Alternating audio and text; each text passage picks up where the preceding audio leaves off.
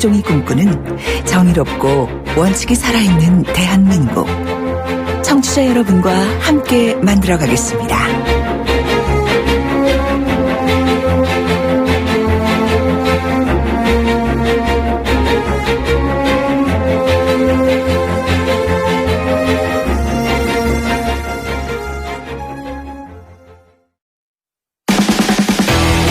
돌려보고 비틀어보는 오늘의 이슈. 이종훈의 뉴스 측면 승부.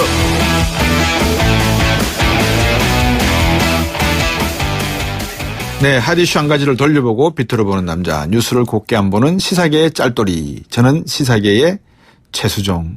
이건 좀 아닌 것 같다. 읽다 보니까 좀 이상하네. 저는 이 박사님인 줄 알았는데. 예, 이종훈 박사 모셨습니다. 안녕하십니까? 네, 제 실명은 이종훈입니다. 네. 자, 오늘 제목은 뭡니까? 유승민 과연 완주할 수 있을까? 예. 네. 완주하겠죠. 근데 좀 지켜보긴 해야 돼요. 왜요? 여전히 또 이렇게 절대 완주 못할 거다라고 하는 그 분석도 꽤 지금 있거든요. 그럴 거면 왜 나왔어요? 예. 그런데 어찌됐건 뭐 이번에 예. 이례적으로 대선 후보로서는 상당히 이례적인 일인데 선거 예산 편성 끝났다. 나는 끝까지 간다. 이렇게 또 발표 아닌 발표를 했어요. 네. 네. 그러니까 유승민 후보는 돈이 없어서 완주 못한다. 이런 얘기가 최근에 사실은 좀 나왔었거든요. 네. 약간 좀 이 홍준표 캠프 쪽에서 그런 말을 좀 흘린다. 뭐 이런 얘기도 좀 있기도 했었고. 네. 그런데 한 90억 정도 예산 다 만들어 놓을 이제 예산 편성해 놨고. 네. 조만간 이렇게 이게 다 만들어질 거기 때문에 이 돈 가지고 부족하나마 끝까지 가겠다. 지금 이렇게 얘기를 하고 있는 상황입니다. 그러면 90억으로 대선 치를 수 있나요? 그와 관련해서 예. 지금 정치권에서 여러 가지 지금 그 해석들이 좀 나오고 있는데 불가능하다라는 해석이 일단은 좀 많긴 합니다. 이게 제가 뭐냐면 두 가지가 질문이 있는 게. 네. 그러면 돈 있는 사람만이 대선을 나갈 수 있는가? 그건 아니죠. 왜냐하면 그러니까 정당에 아시다시피 가입하든지. 그렇죠. 정당이 아무래도 가입하지 않으면 굉장히 불리한 건 맞습니다. 정당에 가입해서 대권 후보로 경선에서 선출이 돼야 되겠죠. 선출이 되면 이제 예. 일단은 뭐 기본 지지율이 좀 나오잖아요. 예. 정당 가입을 하게 되면. 예. 그러니까 15% 정당 가입해서 예를 들어 15% 지지율을 획득을 하면 네. 나중에 중앙선관위가 100% 보전을 해 준단 말입니다. 예. 그러니까 일단 뭐 여기저기 끌어쓰더라도 일단 그 유진할 수 있는 거죠. 예. 완주할 수 있는 거고. 근데 그렇지 않은 경우에는 사실은 이제 완주가 좀 힘든 그런 그 상황입니다. 그러니까 예를 들어서 뭐 10에서 15% 획득했다. 고사에 획득했다. 그러면 절반 정도 선거 보전 받는 거고 10% 미만이면 아예 보전을 못 받는데 정당 출신이 아닌 예를 들어 무소속 후보가 나와서 10% 이상 받기가 굉장히 어렵거든요. 예. 자, 그러다 보면 결국은 이제 이 돈은 돈대로 쓰고 예. 당선은 당선대로 안 되고 예. 이런 이제 경우가 생길 수 있는 건데 예. 어찌됐건 뭐 이 유승민 후보 같은 경우에는 정당 소속이긴 하나 지지율이 지금 매우 낮은 게 지금 문제라는 거죠. 예. 10% 이상 최소한 이제 받을 수 있으면 좋은데 이제 그렇지가 예. 못하니까 예. 과연 그 비용을 들이고 예. 이렇게 보전받을 수 있겠느냐라고 하는 이제 그런 반문들이 많이 제기가 된 그런 겁니다. 저는 이 바른정당을 보면 네. 우리나라 정치에 진짜 미스테리함을 느껴요. 가장 면에서요? 토론회를 잘했거든요. 그렇죠. 예? 예, 그리고 사실은 가장 맞습니다. 국민들에게 정책에 대한 비전과 내용을 가장 성실하게 질문하셨고 대화나 토론의 진행 과정을 보면 정말 진지하게 임했고요. 네. 그런데 왜 지지율이 10%는 택도 없고 3%대도 못 올라가고 왔다 갔다 하는지 그게 궁금하고요. 맞습니다. 그러니까 저도 사실은 똑같은 문제의식을 가지고 예. 있어요. 그러니까 보수 쪽에 계신 분들이 네. 그러니까 이게 좀 사람 보는 눈이 좀 없나? 보수만 솔직히 그런가요? 심지어 제가 그런 생각을 할 때도 있어요. 예. 그러니까 지난번에는 그렇게 이렇게 그 박근혜 전 대통령을 열심히 2012년 대선 때 예. 여러 가지 부정적인 요소에도 불구하고 뭐 이렇게 끝까지 이렇게 찍으시더니 예. 지지하고 예. 이번에는 사실은 굉장히 컨텐츠가 좋단 말입니다. 예. 남경필 그 경기지사 경우도 그렇고 예. 유승민 예. 후보 같은 경우도 그렇고 그럼에도 불구하고 이상하게 이렇게 외면을 하고 있어요. 예. 그리고 뭐 그냥 계속 배신자다라고 TK 쪽에서 뭐 예. 얘기를 한다고 얘기를 예. 하는데 사실은 따지고 보면 배신은 박근혜 전 대통령이 한 거지 유승민 전 원내대표가 한 건 저는 아니다라고 보거든요. 네. 그런데 그런 부분을 그렇게 꼼꼼하게 챙겨서 보시는 거는 아닌 것 같아요. 그냥 이렇게 참. 약간 좀 즉흥적으로 반응을 보이신다 그래야 되나. 그래서 네. 사실은 유승민 후보는 제가 보기에도 굉장히 객관적으로 네. 이건 저뿐만 아니고 정치권의 많은 전문가들이 그래요. 예. 그러니까 굉장히 저평가되어 있는데 어떻게 예. 이게 좀 방법이 없다 이런 얘기를 많이 하긴 합니다. 청취자분들에게 신뢰되는 말씀일 수도 있는데 네. 아까 김종인 전 비대위대표하고 인터뷰하는 과정에 국민을 믿고 가시겠다라는 말씀하셨거든요.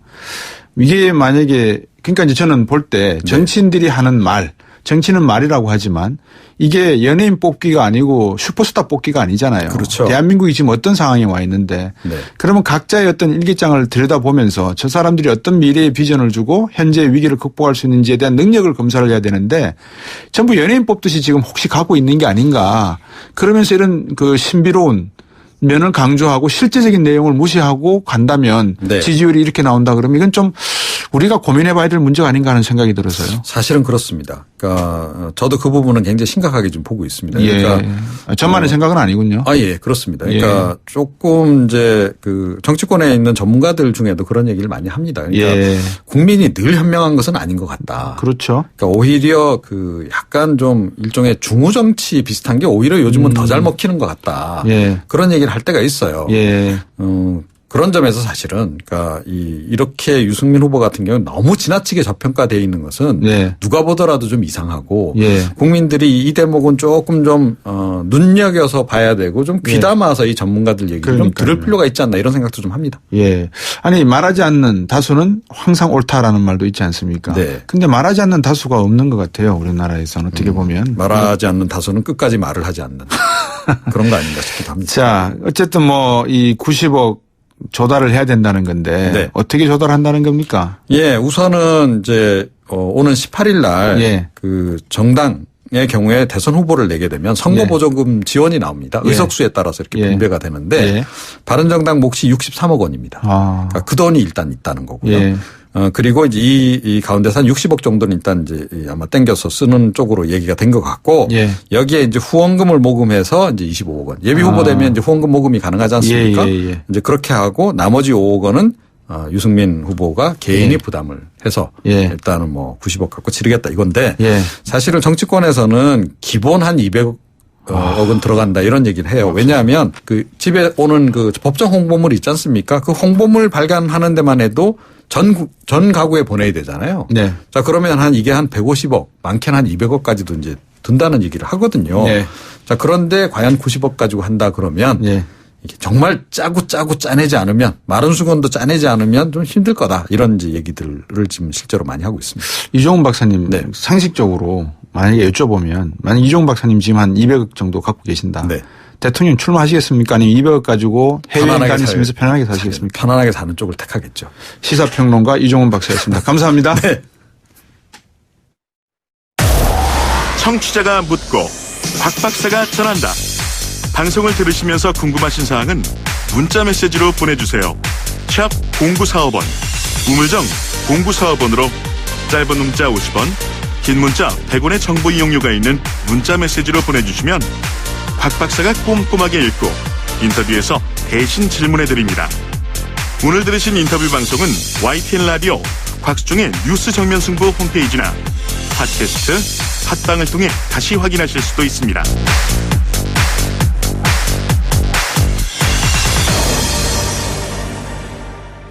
법꾸라지 우병우 전 민정수석이 내일 검찰의 피의자 신분으로 재소환됩니다. 참 국민들로부터 미움을 많이 받는 분 중에 한 분 같아요. 이번에는 검찰이 우병우 전 수석에 대해서 강하게 조사할 수 있을지 의문입니다. 대검찰청 중앙수사부장을 지낸 김경수 변호사 전화 연결했습니다. 안녕하십니까? 네, 안녕하십니까? 네. 오늘 검찰이 불렀으면 했지만 우병우 측이 6일 날 나가겠다고 했다는데 이렇게 좀 의견 조절이 가능합니까? 일반적으로 보면은 피의자가 검찰 수사를 준비하기 위해서 하루 이틀 정도의 시간 여유를 달라 이렇게 할 때는 아주 특별한 사정이 없는 이상은 허용하는 것이 일반적이라고 봐야 됩니다. 그러다 보니까 하루 정도 이렇게 소환 연기를 한 것은 특혜라고 보기는 어렵다고 생각을 합니다. 이런 보도가 있었습니다. 예를 들어서 이제 우병우 전 민정수석이 자신에 대한 수사 압박이 될 것 같으니까 자신은 몇 년 정도 감옥 들어가도 상관없으니 다 끌고 들어가겠다고 했다고 해. 이런 이야기인데 이거 내건들면 재미없다 이런 거 아니겠습니까? 어떻게 보십니까? 네, 그런 이제 하도 또 이게 세상이 험악하니까 그런 말을 했는지 안 했는지 제가 잘은 모릅니다만은 그러나 이제 이런 그 말들이 나오는 것 자체가 과거에 이제 검찰이 어떤 정치적인 사건이나 그 권력자들의 민감한 사건에서 사실은 뭐 공정하게 이렇게 사건 처리를 했다 이렇게 장담하기가 어렵지 않겠습니까? 막 그리고 또 우병우가 그 검찰을 어떤 관할하는 민정수석을 지냈다는 점에서 이제 검찰의 어떤 상층부와 서로 얽혀 있다는 점에서 이런 의혹을 갖고 검찰 수사를 보는 것인데 저는 그 점에 대해서는 이리 생각합니다. 현재 검찰이 대통령을 구속까지 했습니다. 그런 이상은 이제는 그야말로 나오는 대로 있는 그대로 수사를 할 수밖에 없고 온 국민이 지켜보는 이 수사에서 도대체가 검찰이 우병우를 봐준다 이렇게 할 수는 없는 상황이라고 생각합니다. 네. 그래서 검찰 쪽에서 나오는 이야기입니다. 저는 확인도 안 했고 사실인지도 모르겠습니다만 이야기가 우병우 비리 의혹 관련해서 현직 검사 여러 명 조사했다라고 한다는데 이게 사실인지는 모르겠고요. 만약에 이렇다 그러면 강한 수사 의지가 있다고 볼 수 있는 겁니까?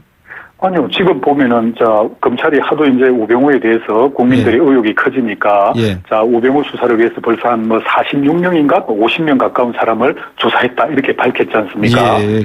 그 사람들이 누구냐면 소위 말해서 세월호 관련해서 압력을 받았다는 검사들입니다. 지금 수사한 내용들이. 그런 걸로 볼 때는 검찰로서는 이제 더 이상 물러날 곳이 없는 상황이 아닌가 이렇게 생각합니다. 검찰로서도 이제 물러날 상황이 없다 그러면 결국은 이제 박근혜 대통령 전 대통령까지 다 구속이 된 상태니까 우병우도 어떻게든지 책임을 질 부분에 대해서 검찰이 수사를 하겠다 이런 거겠죠. 그럼요. 당연하다고 생각합니다. 그러면 이제 김순환 총장의 거취 문제가 그다음 문제거든요. 어떻게 보십니까? 네, 그렇습니다. 그 부분도 이제 지금 김순환 총장과 우병우 수석이 여러 번 통화를 했다든지 이런 말들이 나오지 않습니까? 그런데 전화가 섣부르다고 생각하는 게. 잘 안 들리십니까? 괜찮습니다. 말씀하십시오. 그래서 저는 업무의 성격상 민정수석과 검찰총장이 다소 통화도 있을 수 있다고 생각합니다. 다만 지금 그 부분에 대해서 총장의 어떤 사퇴 문제는 고위공직자의 진퇴가 늘 그렇듯이 어떤 개인의 인격적 결단에 속하는 사항이기 때문에 사실은 제3자가 뭐라고 말하기는 참 어려운 부분이라고 생각합니다. 다만 지금 검찰총장으로서는 자기를 임명한 대통령을 구속한 이상 아마 그 개인적인 고뇌가 매우 클 것으로 생각은 합니다. 방금 말씀해 주신 개인의 인격적 판단이란 말이 참 뭐라 그럴까요? 좋게 들립니다. 제 귀에는. 상당히 좀 이렇게 형이상학적인 표현이지만 또 이해할 수 있는 그런 내용인 것 같습니다. 지금 우병우 수사의 핵심 쟁점을 뭐라고 봐야 됩니까? 지금 우병우 전 수석에 대한 범죄 혐의 자체가 주로 직권남용과 직무유기 두 개로 구성되어 있습니다. 그러다 보니까 이 핵심 쟁점은 직권남용과 직무유기라는 범죄가 굉장히 이게 범죄 혐의 입증이 사실상 어려운 그런 범죄 내용들입니다. 한 예를 들면 그런 거죠. 예컨대 민정수석이 정당한 어떤 공직 감찰을 할 수도 있고 인사에 개입할 수도 있습니다. 그러나 이게 부당한 어떤 목적을 가지고 했느냐 이걸 따지는 게 그 목적 여부, 마음속의 어떤 그 의지 여부 이거는 굉장히 판단이 쉽지 않지 않겠습니까? 이런 것들이 혐의 입증에 어려운 부분이 있습니다. 보통 그럴 경우에는 어떻게 혐의를 입증할 수 없으면 그냥 검찰 쪽에서도 혐의 없음이라고 해버립니까? 아니면은 더 노력을 하시는 겁니까? 이 부분은 그렇죠. 지금 우병우 부분 수사는 지금 말씀드린 대로 직권남용, 직무유기 이런 거기 때문에 실제 본인이 직접 행위한 게 아니고 부하 직원들을 시켜서 했다거나 이런 것들이 많지 않습니까? 그렇습니다. 그러다 보니까 그 행위에 관여된 어떤 절차에 관여한 청와대 부하 직원이라든가 아니면은 각 부처의 어떤 그 담당을 한 직원이라든가 이런 사람들의 진술이 굉장히 중요하고요 보면은 또 한편으로는 직권 남용의 어떤 피해자라고 할 수 있는 사람들이 있습니다. 예컨대 문체부라든가 공정위의 공무원들 있지 않습니까? 어떤 인사불이익을 받은 사람들 이런 사람들의 어떤 또 진술도 굉장히 저는 혐의 입증에는 중요할 걸로 생각이 됩니다. 방금 말씀해 주셨지만 밑에 같이 일을 하고 있는 동료라거나 아니면 밑에 있는 부하 직원 중에서 직무유기와 직권남용에 대한 결정적 증거 아니면 정언 이런 게 있을 수 있다고 하셨는데 이번에 검찰이 그런 내용을 잡았다 이렇게 볼 수 있겠습니까? 그런데 그 부분에 대해서는 사실은 이게 수사라는 게 원래 밀행성으로 진행되는 거기 때문에 제가 그런 수사 기밀에 대한 상황까지는 제가 잘 모르고 있습니다.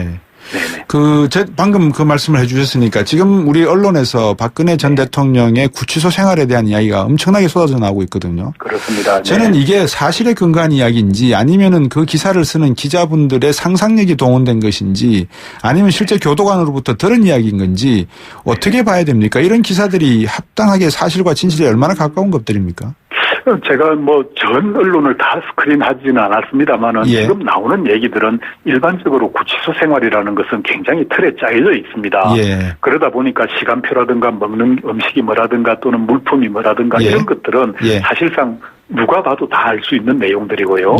다만 박근혜 전 대통령의 심리 상태가 어떻다 하는 것들은 제가 보기에 다소의 추측성에다가 아마 그 변호인들이나 이런 쪽에서 조금씩 흘러나온 것들을 좀 과장되게 표현한 것들 아닌가 이리 생각이 듭니다. 그 최순실 씨하고 어떤 조우 가능성 때문에 최순실 씨를 남부 구치소로 옮기겠다라고 하는데 그런 조우 가능성 그러고 한 다음에 만나면 서로 입을 맞출 수 있는 그런 개연성도 있습니까? 이제 서울구치소의 구조가 어떻게 되어 있느냐 하면은 원래 이게 오래되다 보니까 남자들 사동이라고 있습니다. 남녀가 엄격하게 구분이 되어 있습니다. 구치소는 되어 있다 보니까 여자 사동수가 적습니다. 2개밖에 없습니다. 그리고 그게 규모가 적습니다. 그러다 보니까 사실은 여자 사동 내에서는 얼마든지 만날 수 있는 가능성이 많습니다. 그렇군요. 자, 이번 다시 우병우 전 수석 이야기로 돌아가서요. 다시 구속영장 청구할 것 같은데 어떻게 보십니까? 만약에 기각되겠습니까? 어떻게 되겠습니까? 지금 영장이 최종적으로 발부되느냐 안 되느냐는 사실은 누구도 단언하기는 어렵습니다만은 지금 지난번에 특검에서 박영수 특검에서 이미 구속영장을 한번 청구했지 않습니까?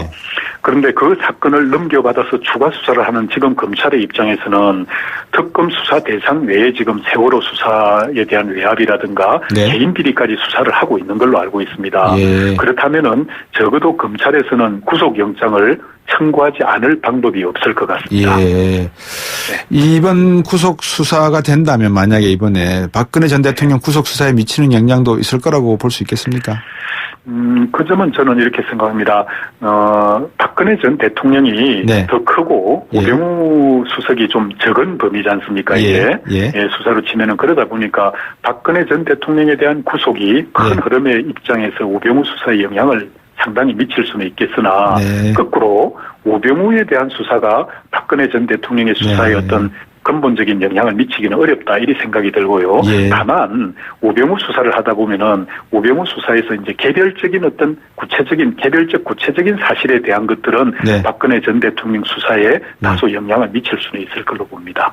오늘 서울구치소 그림까지 그려주시고 말씀 잘 들었습니다. 감사합니다.